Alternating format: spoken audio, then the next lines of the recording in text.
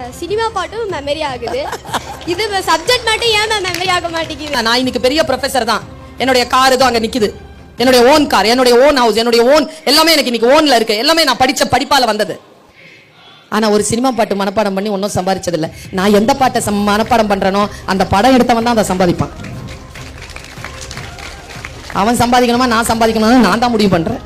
என்னுடைய மாச சம்பளம் யூஜிசி ஸ்கேல் 1,65,000 மட்டும் கையில வரும் மாசத்துக்கு. 2 hour தான் class. 12 CL, 15 ML, 20 EL, private affairs, அப்புறமா செமஸ்டர் ஹாலிடேஸ்லாம் பார்த்தோம்னா ரொம்ப குறைஞ்ச நாள் தான் வேலை. எது சினிமா பாட்டு மனப்பாடம் பண்ணி கிடைச்ச வேலை இல்ல, பாட மனப்பாடம் பண்ணி கிடைச்ச வேலை. இப்ப நான் அனுபவிக்கிறேன். நீ இப்ப சில விஷயங்களுக்கு நோ சொல்லு, புரியுதா?